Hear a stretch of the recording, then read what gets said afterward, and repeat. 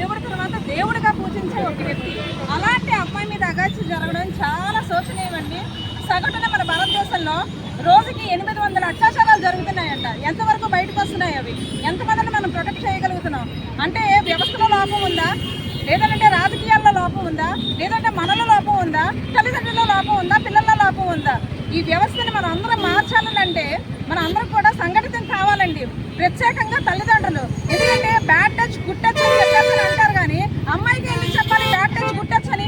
అబ్బాయికి ఎందుకు చెప్పకూడదు? నువ్వు ఒక అమ్మాయి మనం ఎలా ప్రవర్తించాలో అని అబ్బాయికి చిన్నప్పటి నుండి నేర్పిస్తూ ఉంటే ఆ అబ్బాయికి ఒక అమ్మాయి మీద ఇలాంటి అఘాయిత్యం చెయ్యాలి అని అంటే భయపడాలండి. చట్టాలు కూడా ఎవరికి చుట్టాలు కాదు. అసలు ఆ చట్టాలు కూడా గట్టిగా ఉన్నాయి అనుకోండి, ఎవరైనా సరే, ఏ గల్ఫ్ కంట్రీలో అయినా సరే, ఎక్కడైనా సరే, నార్త్ కొరియాలో కానీ ఎక్కడైనా సరే అమ్మాయి మీద అఘాయిత్యం జరిగింది అని అంటే వాళ్ళు వెంటనే ఉరి తీస్తారు. అలాంటి శిక్షణ మనకి ఎందుకు రాలేదు? ఒక మనిషి రేప్ చేస్తాడు, 2 నెలల్లో మళ్ళీ బెయిల్ మీద బయటకు వస్తాడు. మళ్ళీ అంటే వాడికి నేర చరిత్ర అన్నది అలవాటు అయిపోయింది అనమాట. ఇలాంటి నేర చరిత్ర ఉన్న మనుషుల్ని సంఘటన నుంచి పరిష్కరించాలి. ప్లస్ ఏంటంటే ఉరి తీసేస్తే వెంటనే శిక్ష అయిపోతుంది కాదు, ఉరి తీసేయడం కాదు, వాడిని కూడా చిత్రహింసలకు పెట్టి వాడు నరకం చూపించి చంపితే కరెక్ట్గా ఇంకొకటి ఎవరు చేయాలి, లైవ్లో చూపించాలండి. ప్రత్యేకంగా ఒక అమ్మాయి మీద చేస్తే వాడికి పీట కట్ అవుతుందన్న ఉద్దేశం చూపించారనంటే ఖచ్చితంగా అలాంటి చట్టాలు తీసుకొస్తే మాత్రం జనాలందరూ భయపడతారు. ఒక ఆడపిల్ల తల్లిగా నేను చెప్తున్నానండి, ఒక అమ్మాయి నేను బయటికి పంపించాను అంటే ఆ అమ్మాయి కాలేజ్ నుంచి ఇంటికి వచ్చేట వరకు కూడా గుండెలు దప్పని కొట్టుకుంటూ ఉంటుంది. నా కూతురనే కాదు, ఎవరైనా సరే ఇదే మానసిక క్షోభతో ఉన్నది. ఉదయం లేచిన దగ్గర సాయంత్రం వరకు ఇదే మానసిక క్షోభ ఉన్నామనంటే మన పిల్లల్ని ఇంక చదివించగలమా? ఎల్లవాళ్ళని మనం ఇంట్లోనే ఉంచగలమా మన పిల్లల్ని?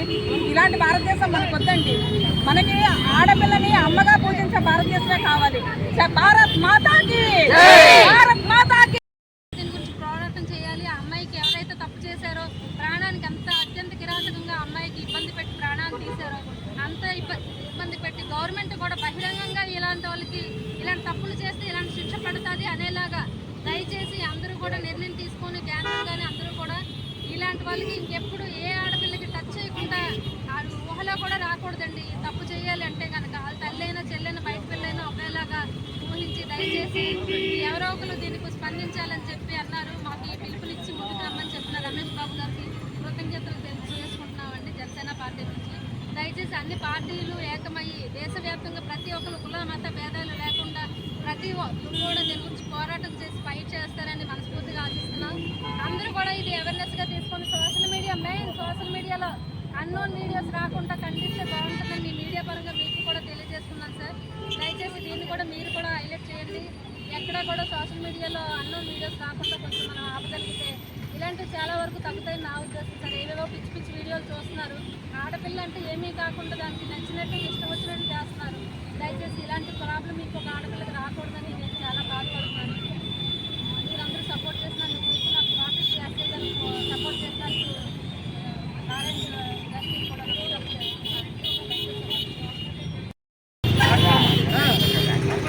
చేయాలంటే కూడా దాన్ని చూసి భయపడేలా చేయాలి. ఫస్ట్ ఆఫ్ ఆల్ నేను ఒకటే రిక్వెస్ట్ చేస్తానండి, సోషల్ మీడియాలోనూ అన్నోన్ వీడియోస్ వస్తున్నాయి, దయచేసి వాటిని ఖండించాలి నేను మనస్ఫూర్తిగా చెప్తున్నానండి. ఇది ఏంటంటే ఒక పార్టీకి అతీతంగా అందరూ కలిపి ముందుకొచ్చి పోరాడి దీని గురించి ఫైట్ చేయాలని నేను చెప్తున్నాను.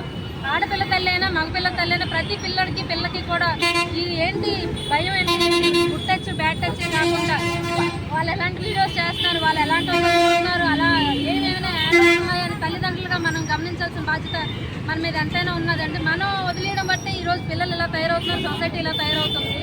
దయచేసి ప్రతి ఒక్కరు కూడా నాయకులు కానీ ఎవరైనా కానీ సోషల్ మీడియా వాళ్ళు కానీ ఇదంతా మన ఇంట్లో జరిగితే ఎంత ప్రమాదమో దాన్ని బట్టి చేయాలి తప్ప ఇది ఎవరికో జరిగింది మనకెందుకు లేదు. దయచేసి ఎవరు ఇళ్లలో ఉండొద్దు, ఇంట్లోంచి ప్రతి ఒక్కరు బయటికి రావాలి. ఒక ఆడపిల్లకి జరిగిందని ఎవరు నా ఇంట్లో ఆడపిల్ల లేదని అనుకోకూడదండి. ఆడపిల్ల ఉన్నా లేకపోయినా ప్రతి ఆడ మగ ముసలి ముద్దగా ప్రతి వాళ్ళకి మినిమం రెస్పాన్సిబిలిటీ.